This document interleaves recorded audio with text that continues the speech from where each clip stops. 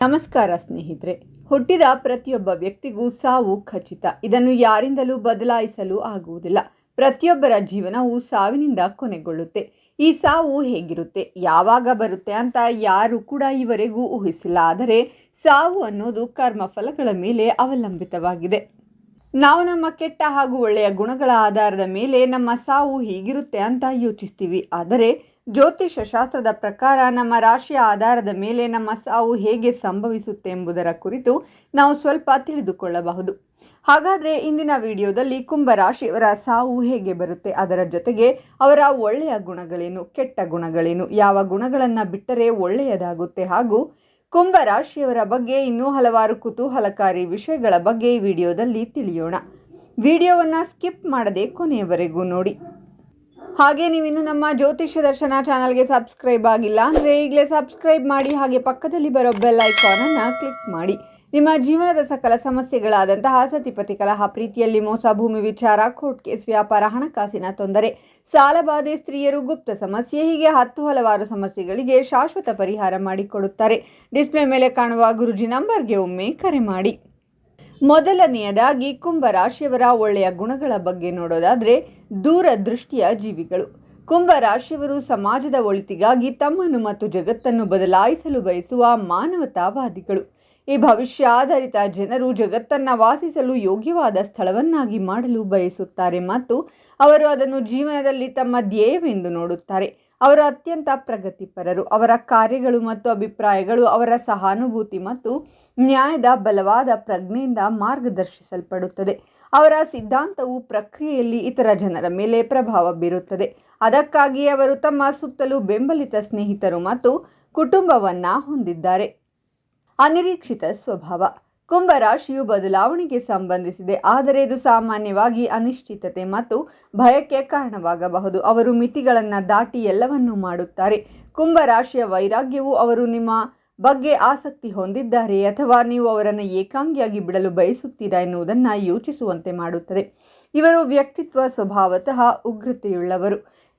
ಅವರು ಒಂದು ಗುಂಪಿನ ಭಾಗವಾಗಿ ಸಂದರ್ಭವನ್ನು ಆನಂದಿಸುತ್ತಿದ್ದರೆ ಸ್ವತಂತ್ರವೆನ್ನುವ ಭಾವನೆ ಯೋಚಿಸುವಂತೆ ಮಾಡುತ್ತದೆ. ಸೃಜನಶೀಲ ಮತ್ತು ಕಾಲ್ಪನಿಕ. ಕುಂಭರಾಶಿಯ ಜನರು ಉತ್ತಮ ಕಲ್ಪನೆಯನ್ನು ಹೊಂದಿರುತ್ತಾರೆ. ಅವರು ಹೊಸ ಆಲೋಚನೆಗಳನ್ನು ಆವಿಷ್ಕರಿಸಲು ಮತ್ತು ಅವುಗಳನ್ನು ನಿಜವಾಗಿಸಲು ಇಷ್ಟಪಡುತ್ತಾರೆ. ಅವರಲ್ಲಿರುವ ಸೃಜನಶೀಲತೆಯು ಅನೇಕ ಕ್ಷೇತ್ರಗಳಲ್ಲಿ ಯಶಸ್ವಿಯಾಗಲು ಸಹಾಯ ಮಾಡುತ್ತದೆ. ದಯೆ ಮತ್ತು ಮಾನವತಾವಾದಿ. ಕುಂಭರಾಶಿಯ ಜನರು ಸ್ವಭಾವತಃ ದಯೆ ಮತ್ತು ಪ್ರೀತಿಯುಳ್ಳವರು. ಅವರು ಇತರರಿಗೆ ಸಹಾಯ ಮಾಡಲು ಇಷ್ಟಪಡುತ್ತಾರೆ ಮತ್ತು ಅವರು ಯಾವಾಗಲೂ ಸಮುದಾಯಕ್ಕೆ ಒಳ್ಳೆಯದನ್ನು ಮಾಡಲು ಪ್ರಯತ್ನಿಸುತ್ತಾರೆ. ನಿಷ್ಠಾವಂತ ಮತ್ತು ತಿಳುವಳಿಕೆ. ಕುಂಭರಾಶಿಯ ಜನರು ತಮ್ಮ ಸ್ನೇಹಿತರು ಮತ್ತು ಕುಟುಂಬಕ್ಕೆ ನಿಷ್ಠರಾಗಿರುತ್ತಾರೆ. ಅವರು ಇತರರನ್ನು ಅರ್ಥ ಮಾಡಿಕೊಳ್ಳಲು ಪ್ರಯತ್ನಿಸುತ್ತಾರೆ ಮತ್ತು ಅವರ ಭಾವನೆಗಳನ್ನು ಗೌರವಿಸುತ್ತಾರೆ. ಕೆಲವೊಮ್ಮೆ ಕುಂಭರಾಶಿಯವರು ಅಂತರ್ಮುಖಿಗಳಾಗಬಹುದು. ಅವರು ಏಕಾಂತದಲ್ಲಿ ಸಮಯ ಕಳೆಯಲು ಇಷ್ಟಪಡುತ್ತಾರೆ. ಅಲ್ಲದೆ ಕೆಲವೊಮ್ಮೆ ಅವರು ಸಮಾಜದ ಪದ್ಧತಿಗಳು ಮತ್ತು ಸಂಪ್ರದಾಯಗಳ ವಿರುದ್ಧ ದಂಗೆ ಏಳಬಹುದು. ಕುಂಭರಾಶಿಯ ಜನರು ಆಧುನಿಕ ಮನಸ್ಸಿನವರು. ಅವರು ಹೊಸ ತಂತ್ರಜ್ಞಾನಗಳು ಮತ್ತು ಬದಲಾವಣೆಗಳನ್ನು ಸ್ವೀಕರಿಸಲು ಸಿದ್ಧರಿದ್ದಾರೆ. ಬುದ್ಧಿವಂತರು. ಕುಂಭರಾಶಿಯವರು ಎಲ್ಲದರಲ್ಲೂ ಸಾಧ್ಯತೆಯನ್ನು ಕಾಣುವ ಬುದ್ಧಿವಂತರು. ಅವರು ಉತ್ತಮ ಚಾಣಕ್ಯತೆಯನ್ನು ಹೊಂದಿದ್ದಾರೆ, ತರ್ಕಬದ್ಧವಾಗಿ ವರ್ತಿಸುತ್ತಾರೆ ಮತ್ತು ಹೆಚ್ಚು ಸೃಜನಶೀಲರಾಗುತ್ತಾರೆ. ಅವರು ತಮ್ಮ ಅತ್ಯಂತ ಬುದ್ಧಿವಂತ ಮನಸ್ಸಿನ ಮೂಲಕ ಎಲ್ಲವನ್ನೂ ಮುನ್ನಡೆಸುತ್ತಾರೆ ಮತ್ತು ಎಲ್ಲ ಸತ್ಯಗಳು ಅದನ್ನು ಬೆಂಬಲಿಸುವವರೆಗೆ ಪರಿಹಾರಕ್ಕೆ ಬದ್ಧರಾಗುವುದಿಲ್ಲ. ನೀವು ಸಮಸ್ಯೆಗೆ ಸಿಲುಕಿಕೊಂಡಿದ್ದರೆ ಕುಂಭರಾಶಿಯವರ ಸಲಹೆಯನ್ನು ಪಡೆಯುವುದು ಒಳ್ಳೆಯದು. ಅವರು ಸಮಸ್ಯೆಯ ಮೂಲವನ್ನು ಅರಿತು ಪರಿಣಾಮಕಾರಿ ಪರಿಹಾರವನ್ನು ನೀಡುತ್ತಾರೆ. ಇನ್ನು ನಕಾರಾತ್ಮಕ ಗುಣಗಳ ಬಗ್ಗೆ ನೋಡೋದಾದರೆ ಪ್ರೇಮಿಗಳಿಂದ ಭಾವನಾತ್ಮಕವಾಗಿ ದೂರವಿರುವುದು. ಇವರು ವಿಶಾಲವಾಗಿ ಯೋಚಿಸುವ ಸಾಮರ್ಥ್ಯವನ್ನು ಹೊಂದಿರುವವರು ಮತ್ತು ಅವರ ಸುತ್ತಲೂ ಗಮನಾರ್ಹವಾಗಿ ಉತ್ತಮ ಬದಲಾವಣೆಗಳನ್ನುಂಟು ಮಾಡುವವರು.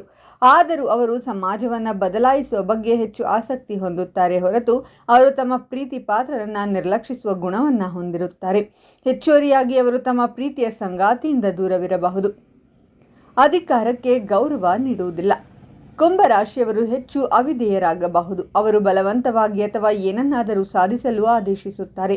ಅವರು ಸೂಚನೆಗಳನ್ನು ನೀಡುವುದನ್ನು ಇಷ್ಟಪಡುವುದಿಲ್ಲ. ಅವರು ತಮ್ಮ ಮೇಲಧಿಕಾರಿಗಳನ್ನು ಅಸಮಾಧಾನಗೊಳಿಸುತ್ತಾರೆ, ಏಕೆಂದರೆ ಅವರ ಮೇಲೆ ಅಥವಾ ಅವರ ಅಭಿಪ್ರಾಯವನ್ನು ಪ್ರಭಾವಿಸಲು ಪ್ರಯತ್ನಿಸುವ ಯಾರನ್ನೇ ಆಗಲಿ ಅವರು ಇಷ್ಟಪಡುವುದಿಲ್ಲ. ಅದರಿಂದ ಅವರಿಗೆ ಪ್ರಯೋಜನವಿದ್ದರೂ ಕೂಡ ಅವರ ಮನವೊಲಿಸುವ ಸವಾಲಾಗಬಹುದು. ಅತಿಯಾದ ವಿಮರ್ಶೆ. ಕುಂಭರಾಶಿಯವರು ವಿಮರ್ಶೆ ಮಾಡುವುದನ್ನು ಆನಂದಿಸುತ್ತಾರೆ, ಆದರೆ ಅವರು ಆಗಾಗ್ಗೆ ವಿಷಯಗಳನ್ನು ಅತಿಯಾಗಿ ವಿಶ್ಲೇಷಿಸುತ್ತಾರೆ. ಇದು ಅವರ ಆಳವಾದ ಚಿಂತನೆಯ ಪರಿಣಾಮವಾಗಿದೆ. ಇದು ಇತರರು ಅವರೊಂದಿಗೆ ಮಾತನಾಡುವಾಗಲೂ ಹಗಲುಗನಸು ಕಾಣುವಂತೆ ಮಾಡುತ್ತದೆ. ಈ ಕಾರಣದಿಂದಾಗಿ ವ್ಯಕ್ತಿಗಳು ಅರ್ಧಕ್ಕೆ ಅವರೊಂದಿಗೆ ಮಾತು ಕತ್ತರಿಸಲು ಒಲವು ತೋರುತ್ತಾರೆ. ಅವರು ಈ ಪ್ರವೃತ್ತಿಯಿಂದ ಪ್ರಭಾವಿತರಾಗದಿರಬಹುದು, ಆದರೆ ಅವರ ಸುತ್ತಲಿರುವವರಿಂದ ಕಡೆಗಣಿಸಲ್ಪಡುತ್ತಾರೆ. ಅನಿರೀಕ್ಷಿತ ಮತ್ತು ಹಠಾತ್ ಪ್ರವೃತ್ತಿ. ಕುಂಭರಾಶಿಯವರು ಬದಲಾವಣೆಗೆ ಸಹಿಷ್ಣುರಾಗಿದ್ದಾರೆ ಮತ್ತು ಸಾಕಷ್ಟು ಹೊಂದಿಕೊಳ್ಳುತ್ತಾರೆ. ಅವರು ಬದಲಾವಣೆಯನ್ನು ಆನಂದಿಸುತ್ತಾರೆ, ವಿಶೇಷವಾಗಿ ಅದು ಧನಾತ್ಮಕವಾಗಿದ್ದಾಗ. ಅನ್ವೇಷಣೆಯ ಬಗೆಗಿನ ಉತ್ಸಾಹವು ಅವರಿಗೆ ಆಗಾಗ್ಗೆ ಬೇಸರವನ್ನುಂಟು ಮಾಡುತ್ತದೆ ಮತ್ತು ತ್ವರಿತವಾಗಿ ಹೊಂದಿಕೊಳ್ಳುವ ಅವರ ಒಲವು ಅವರನ್ನು ಕೆಲವೊಮ್ಮೆ ಅನಿರೀಕ್ಷಿತವಾಗಿ ಮಾಡಬಹುದು. ಕುಂಭರಾಶಿಯ ಜನರು ತಮ್ಮ ಸ್ವಾಭಾವಿಕತೆಯಿಂದ ಕಿರಿಕಿರಿಗೊಳ್ಳಬಹುದು, ಏಕೆಂದರೆ ಅವರು ಮುಂದೆ ಏನಾಗಬಹುದು ಎಂದು ಅವರಿಗೆ ತಿಳಿದಿಲ್ಲ. ವ್ಯಂಗ್ಯ ಬುದ್ಧಿ.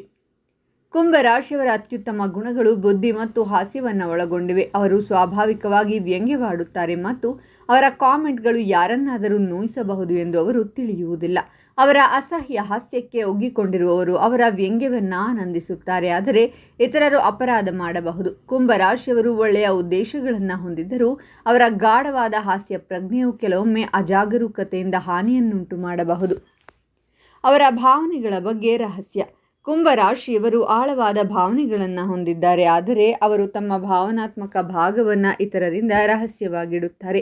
ಭಾವನಾತ್ಮಕವಾಗಿ ದುರ್ಬಲವಾದಾಗ ವ್ಯಕ್ತಿಗಳು ಇತರರಿಂದ ದೂರ ಸರಿಯಬಹುದು ಮತ್ತು ತಾವಾಗಿಯೇ ಹೆಚ್ಚು ಸಮಯವನ್ನು ಕಳೆಯಬಹುದು.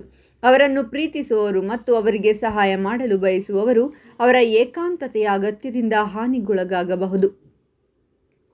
ಇನ್ನು ಬಹುಮುಖ್ಯವಾಗಿ ಕುಂಭರಾಶಿಯವರಿಗೆ ಸಾವು ಹೇಗೆ ಬರುತ್ತೆ ಅಂತ ನೋಡೋದಾದರೆ, ಕುಂಭರಾಶಿಯವರು ಹೆಚ್ಚು ಸೂಕ್ಷ್ಮವಾಗಿರುತ್ತಾರೆ, ಆದರೆ ಹಣದ ವಿಚಾರದಲ್ಲಿ ದುರಾಸೆ ಹೊಂದಿರುತ್ತಾರೆ. ಹೀಗಾಗಿ ವಂಚನೆಯ ಮೂಲಕ ಲಾಭ ಗಳಿಸುವ ಯೋಚನೆ ಮಾಡುತ್ತಾರೆ. ಕುಂಭರಾಶಿಯವರು ಲಾಭಕ್ಕಾಗಿ ಏನು ಬೇಕಾದರೂ ಮಾಡುತ್ತಾರೆ ಮತ್ತು ಅದು ಸಂಭವಿಸದಿದ್ದರೆ ನಿರಾಶೆಗೊಳ್ಳುತ್ತಾರೆ. ಅವರ ಆರ್ಥಿಕ ನಷ್ಟವು ಅವರ ಸಾವಿಗೆ ಕಾರಣವಾಗುತ್ತದೆ. ಹಾಗೆ ಇವರಿಗೆ ಆಹಾರದಿಂದಲೇ ತೊಂದರೆ ಬರುತ್ತೆ.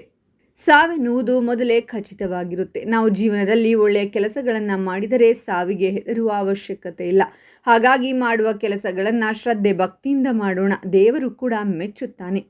ಈ ಮಾಹಿತಿ ನಿಮಗೆ ಇಷ್ಟ ಆಗಿದ್ರೆ ವಿಡಿಯೋಗೊಂದು ಲೈಕ್ ಮಾಡಿ, ಓಂ ನಮಃ ಶಿವಾಯ ಅಂತ ಕಾಮೆಂಟ್ ಮಾಡಿ. ಹಾಗೆ ನಿಮ್ಮ ಎಲ್ಲ ಸ್ನೇಹಿತರಿಗೂ ಹಾಗೂ ಸಂಬಂಧಿಕರಿಗೂ ಶೇರ್ ಮಾಡಿ, ಅವರು ಕೂಡ ಮಾಹಿತಿಯನ್ನು ತಿಳಿಯುವಂತಾಗಲಿ.